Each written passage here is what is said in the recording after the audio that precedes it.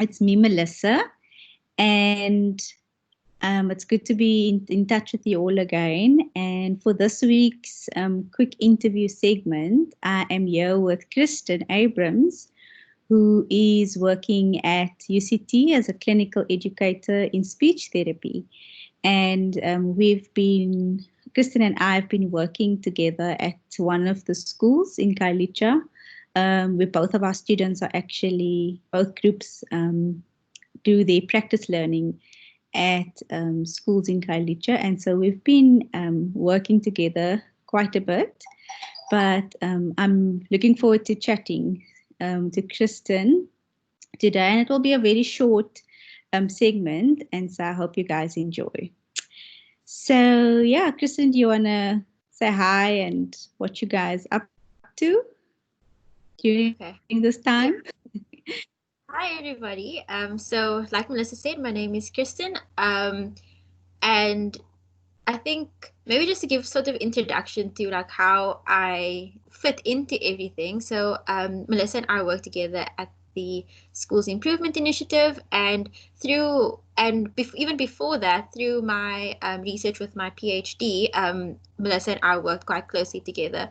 And I started engaging with that. So my links to ObCD is largely through my PhD, where ObCD is specifically in the SII school, so the Schools Improvement Initiative. We use the ObCD framework as a guiding frame for how we work in that specific community. So because the occupational therapy students first started at the school, that's the framework that was used. So as the speech therapists started engaging in the same context, we also used the same framework to guide how we were working. So that was kind of my introduction to ObCD as a concept.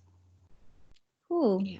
So we are engaging with ObCD on this group, and so we, at the beginning, our intentions weren't to only have this group available for occupational therapists, but our intention is really to invite health professionals, even just community development workers who are currently working with vulnerable groups in communities onto this platform. And so it's nice to, I think, have your story being shared on how ObCD has become a useful tool for you and an approach within speech therapy. So I guess I want to kick off just to ask you, how do you, as a speech therapist, work with communities and populations? And then following on to that, how does ObCD help you support that sort of work with communities? I think for me, it's almost like the question is in a bit of kind of like reversed. So I think firstly I was introduced to ObCD, and then that using that guiding frame kind of helped me understand how I see speech therapy work in population. So largely, especially coming into my PhD, we had a very clear structure of how speech therapy kind of works. So we largely focus on impairment, working with individuals, as well as our work largely focuses on assessment and management of patients. So for me, ObCD kind of gave me different ways of thinking about our work as speech therapists. So shifting from thinking about capabilities of people instead of impairment, thinking about a community or whole populations as opposed to the individual, as well as thinking about things like sustainability, ownership, and community engagement as key principles, as opposed to solely focusing on assessment and management in a quite an institutionalized setting.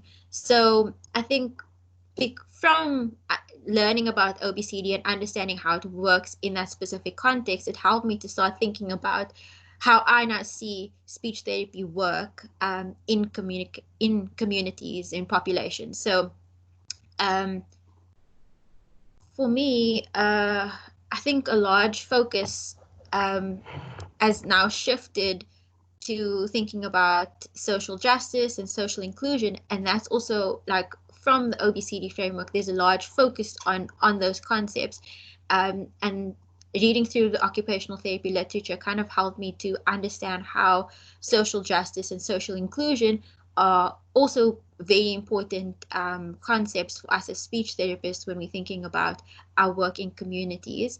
For example, if we're thinking about communication as a core area of focus as speech therapists, we know in school context specifically that communication is a big barrier towards learning due to a number of systemic issues.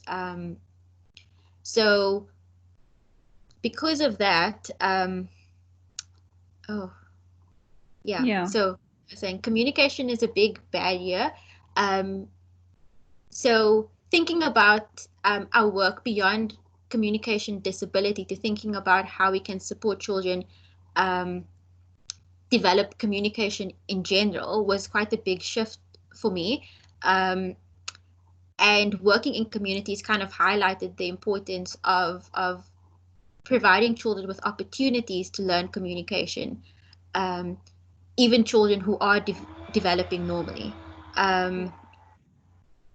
So and I think, it's been a big learning tool for me. Yeah.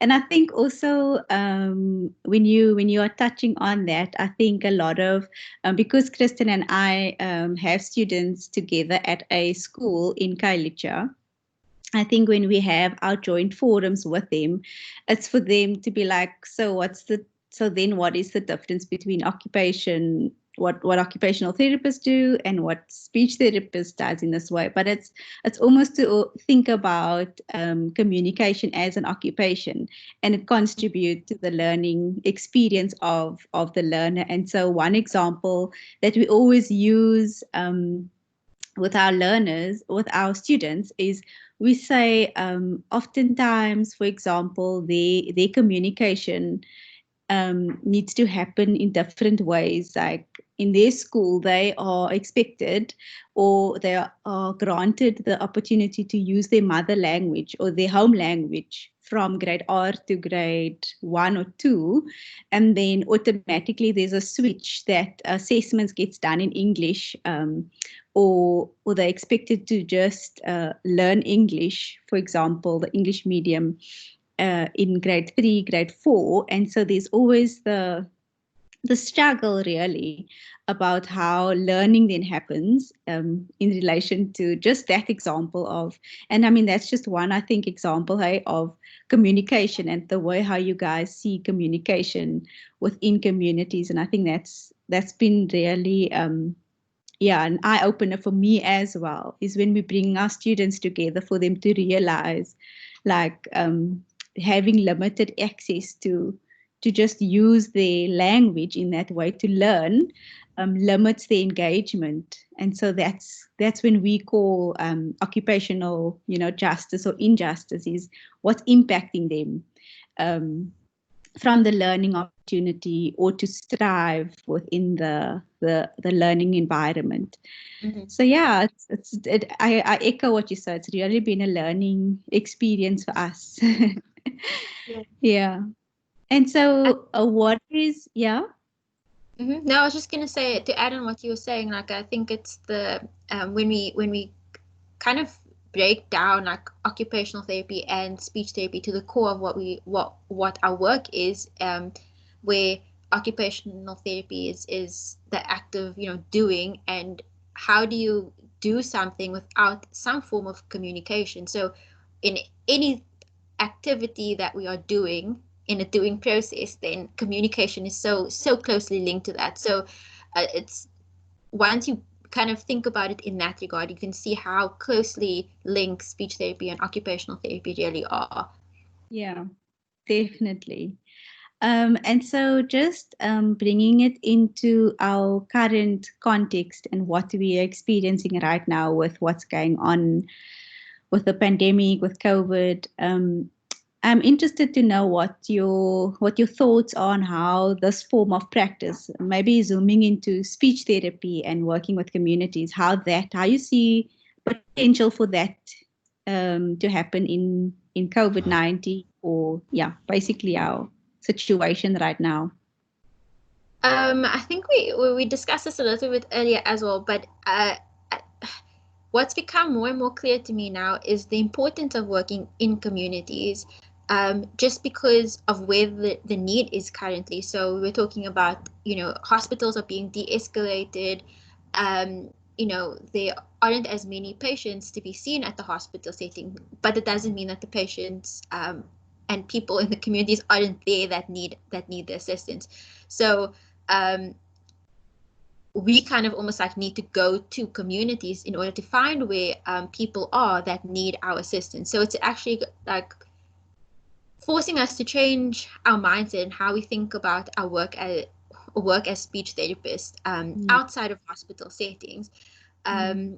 So I think we can't necessarily we need to start being creative in how we're starting to engage, because if we continue to work in hospitals, we are going to continue to feed into that system of inequality, just by the basis of how we are working. And if the greatest need is in the community, then how can we shift what we are doing to support communities more?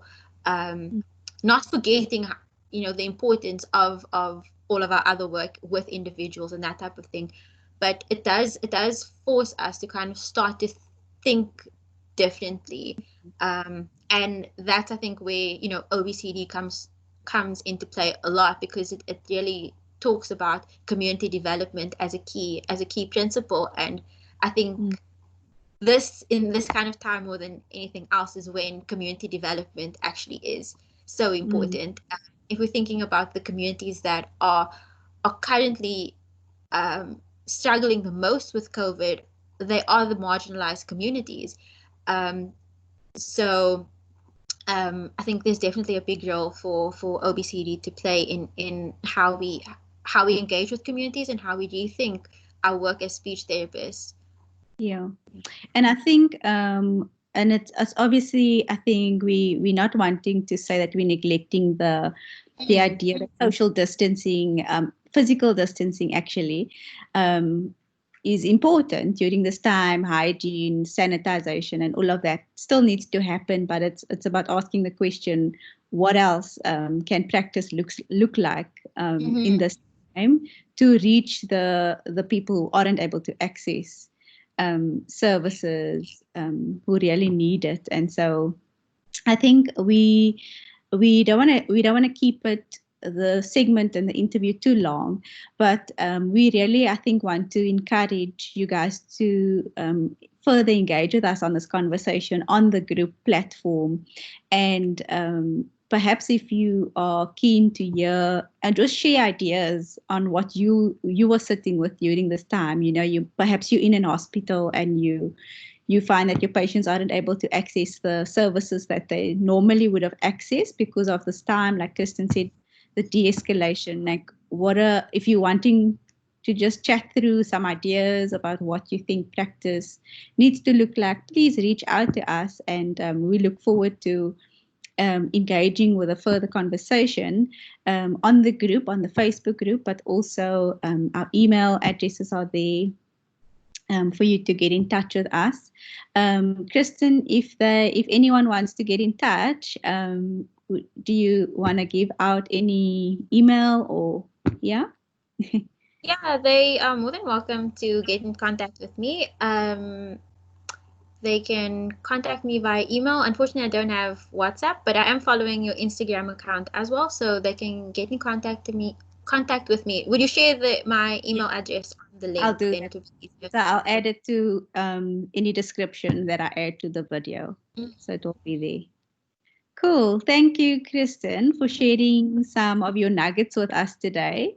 And we as a group, we're excited for just having a platform to have this conversation and put it out there. So thanks. It's a pleasure. I just want to add lastly, I think there's also now this opportunity, speaking about ObCD and how it transverses disciplines. So I Yeah. think there's an important aspect of thinking about how we can begin to work together, because Yeah. it needs a collaboration, Yeah. especially in terms of community. It's Mm. very important. Yeah, definitely. I agree. Thanks so much, and look forward to hearing from you if you guys have any questions. Cool. Thank you. Thank Bye. you. Bye.